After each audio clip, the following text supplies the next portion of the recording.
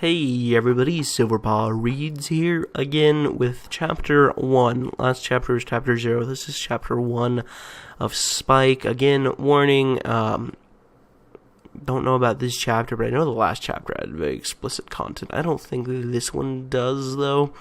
I don't know. I read through them really fast, and I really enjoyed them, so I decided to start reading, but I can't remember too much. So, yeah, I apologize for my reading style last chapter. I don't know, I just felt like I was like doing spoken poetry on something, like a stage, because that's what it felt like. It's how I felt like I should read it. I don't know if I'll actually continue reading it that way at all. So let's go. Chapter 1. The rain had stopped, leaving everything soaking but crystal clear where it sparkled in the afternoon sun. Sam was looking out the window, admiring how clean everything looked when the rain had washed away the dirt. He smiled a little. Less than a year ago, on a rainy day like this one, he wouldn't have gone to the window to admire the scenery. He'd instead go spying after remaining mud pits he could jump in. The deeper, the better. He remembered the day less than a year ago like it was yesterday. He and Spike had gotten their boots on, Spike borrowing a pair from Sam's father, and ran outside, splashing in pits and having mud fights. But that was then. Sam was in his early teens now, too old to be playing in puddles. As was Spike, even though he was the younger of the two, he'd always been the most mature, as well as the tallest one, and the best-looking one, and the one who'd reached puberty first. Sam sighed.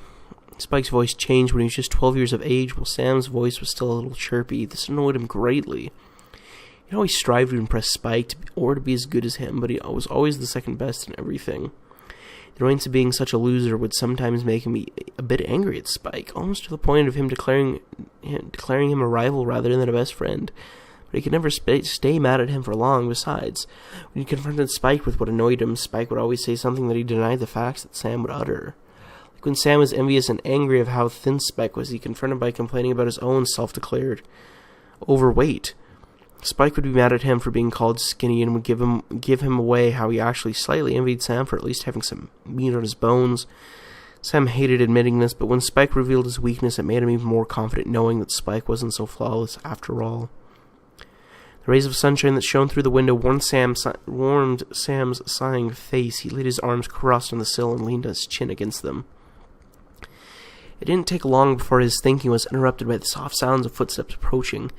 He glanced over his shoulder. The shuffling feet belonged to a tall young man. His face was mild, his eyes brown, and his hair dark blonde with long bangs, and the rest pulled back into a stubby ponytail. Taking a closer look at him, you'll notice a goatee and a pair of golden rings in his left ear, and his feet were dug into a pair of fluffy slippers in the shape of zombie bunnies. Further up, he was wearing a pair of worn jeans, an open checkered shirt, a silver peace symbol hanging in the leather lace around his neck. A necklace he hadn't worn in ages, but decided to wear it today just for the sake of nostalgia. With an orange straw in his mouth, he blew a few more bubbles in the already topped glass of chocolate milk he was carrying around on. Then he raised his hand in a greetings gesture as he walked over to Sam. "Hello," he uttered nasally, still blowing bubbles. "Hey, Dad," Sam replied. Sam's father, commonly known as Saunders, took a large sip of his drink and sat down next to the sill. "What you looking at there, Sam?" he asked. Sam said again, "What's taking him so long?" "Spike?" Saunders asked as he shrugged. "Oh, maybe he's waiting for the rain to stop." "Yeah, maybe." Sam hesitated. A little rain had never stopped Spike before.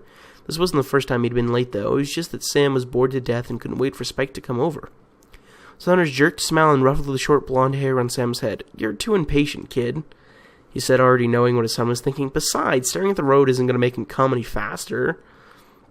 Saunders gave his son a pat on the shoulder and was about to walk back to the kitchen he came from when he asked Sam if he wanted a glass of chocolate milk too, an offer which Sam gladly accepted. Sam couldn't help but smile. No matter how down he felt, his dad always managed to cheer him up. Sam had two best friends, and right after Spike, or right next to him actually, Saunders was Sam's closest and best friend in the whole world. A thing which most people his age would find strange and unusual, but then again they were strange and unusual family. Sam's mother left him when he was still a baby, when he was raised by his teenage father and his best friend Terrence, who thus became Sam's uncle. And Saunders was more like a brother to Sam than a father. He was childish, spontaneous, loving and caring, funny, protective, supportive, no matter what, just the greatest dad Sam could have ever asked for. But still, Sam had always wanted and needed a real brother, which was why he treasured Spike so much. Spike was an orphan, lived with his uncle in a house somewhere in the forest, and had as good as grown up together with Sam, spending time with him almost every day since they became friends many years ago. They were close as brothers, and Saunders was treating Spike almost like he was his own son also, which Sam didn't mind at all. As a kid, he'd even asked his father if they could adopt Spike. The answer had been no, but Sam didn't understand until later why this wasn't something one could just walk around asking people. Sam pushed himself away from the window with yet another deep sigh and walked towards the kitchen, but just then the doorbell rang. Sam spun around and ran to the door, opening the door just as fast as Opening the door just as fast left a similar-aged boy, wide-eyed as he'd only just gotten his finger off the doorbell. "What took you so long?" Sam asked eagerly. "Oh, Spike said as he stroked his hand through his black hair. "Chuck wanted me to do the dishes and stuff first, so..." "Oh, that's okay," Sam smiled. He stepped to the side to let Spike into his house. "Come on in. Dad was just making us some chocolate milk. You want some? You gotta be thirsty after walking all the way over here." Following thing Sam said, he purposely uttered out loud enough for his father to hear it. "Sucks not having a car, doesn't it?" Spike wasn't one to laugh easily, but he couldn't help forming a little wry smile as Sam teasing his car-lacking father like that. Saunders just chuckled and didn't care to comment. "Good to see you, Spike," was all he said, walking out of the kitchen carrying 2 cups of chocolate milk, handing them over to Sam and Spike, the latter bending his head politely, followed by a sincere "thank you, sir," before taking the cup. Saunders just smiled and walked away. Some years ago, he'd probably been mildly shocked by Sam's extreme politeness and probably blushed at being called sir at his young age, but then he was so used to it now he no longer thought about it. Spike was just like that to everyone older than him, full of respect and just the most polite kid you'd ever meet. In fact, to such a degree that sadly a lot of elderly people thought of him as rude for calling him sir, thinking he was just being a snappy teenager mocking their authority. Having been yelled at and thrown both 1 and 2 walking sticks after him for being polite, Spike had thus developed a mild phobia of elderly people and would do his very best to avoid eye contact with them, or would take a half-volt as he walked past them. The 2 boys routinely sat down on the couch and Sam turned on the TV. There was nothing on, so Sam asked Spike if he wanted to do something else. Spike shrugged. "I don't know. What do you want to do?" Sam had to think about that for a while. It suggested them going to their old secret treehouse in front of the forest. They would still go there sometimes when they had nowhere else to go, or on sunny days when they'd go deep into the forest to the tiny lake Spike had once found. Spike knew the forest like the back of his hands. And go for a swim. Now that they weren't kids anymore, suddenly there was never anything to do. All they would do was just hang out, talking about stuff, reading Sam's comics perhaps, or just sit still and watch the TV until they could figure out anything better to do. Having play fights with sticks as swords simply wasn't something you did anymore when you were 13 years old. Or, well, Spike was 13, Sam had just turned 14 a couple weeks ago. "Ain't the treehouse gonna be all wet and since it's been raining and all?" Spike pointed out. "Oh yeah, that's right," Sam realized. "We gotta fix that roof sometimes." "Yeah," Spike agreed. A full minute of silence followed, then another and a third one passed as they just sat there watching the TV. Then Spike, for what was probably the first time, was the one to break the silence and spoke first. "So you got any new comics?" "Do I?" Sam said, his face suddenly lit up a bit. "Dad got me some on Wednesday, one day prior to Comic Day, so now I've got a whole bunch of new issues. Come on, I'll show you." Comic Day. Saunders was a huge comic enthusiast and happy that his son was into comics as well. They'd created their own little comic day on the first Thursday of each month, on which they'd go out and buy lots of comic magazines with the money they'd saved up in their special comic jar ever since the last comic day. It was the highlight of the entire month. Sam opened the door to his room and held it open for Spike to walk in, and after he did, Spike never entered a room first unless someone insisted he did. Sam's room consisted of one rather large bed standing alone in the middle of the room, a desk by which Sam would sometimes sit and draw. Next to that was his closet. In a corner of the room were a big open box in which is old, never to be used again, toys laid piled up. There was a shelf over the bed where Sam kept his comics, and in a big window, with a sill that was wide enough to sit in, Sam had a globe and some action figures neatly lined up. Spike noticed Sam had got a new one. Wasn't he getting too old for that, or maybe he'd started collecting them? "Here, have a sit," Sam said, and stood up to his bed to reach the comics. Spike walked over to the bed and sat down on the far end.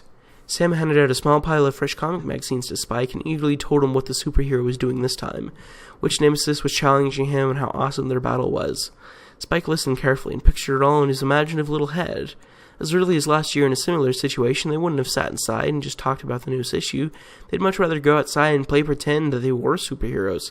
Spike always had to be the bad guy, though, because Sam said he was so good at it.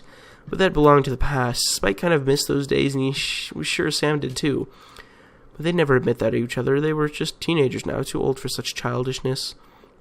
Spike looked at the comic issue that he was presented him and carefully browsed through the pages, looking at the pictures mostly, not caring about the text. Truth was, Spike had trouble reading, but not even Sam knew this, luckily.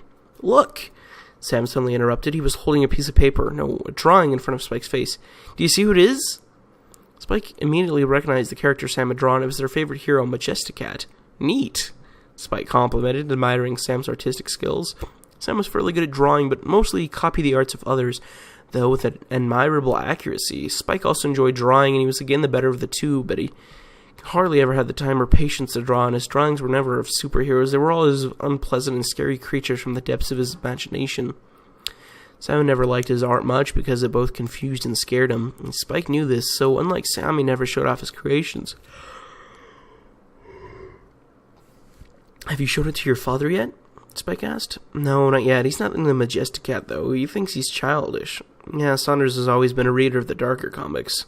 "I would have never guessed from looking at him, right, Spike?" Spike nodded, and Saunders didn't look like someone who loved dark and macabre. I don't know that. I forget how to pronounce that word all of a sudden. It's like macabre. Comics, which he did, and secretly, Spike was thinking that maybe he'd be someone, if not the only one, who might like his drawings, at least to some extent, but he never dared show them to him.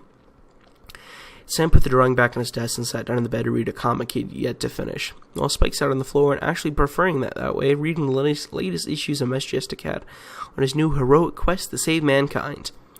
When Spike was little, he idolized this superhero above all others because he had once read that no one could beat him, and being that young, he'd taken it literally and dreamed of being just like Majesticat, because then not even his Uncle Chuck could beat him. Ever since that day, Spike had been secretly working out how to become as strong as possible, and in the later years he'd kept on with this as a habit. So he'd had an impressive yet subtle set of muscles, which Sam had always been envious of. Hours passed with the two boys just sitting in Sam's room doing nothing but reading comics. In the meanwhile, Saunders had prepared a delicious yet simple dinner and invited Spike to stay and eat together with them. Then afterwards, it was time for Spike to return home, not because the Saunders told him to, but because he was afraid of getting beaten up if he returned home late. Before he left, he asked Sam, "Hey, if the sun's up tomorrow, you want to go swimming?"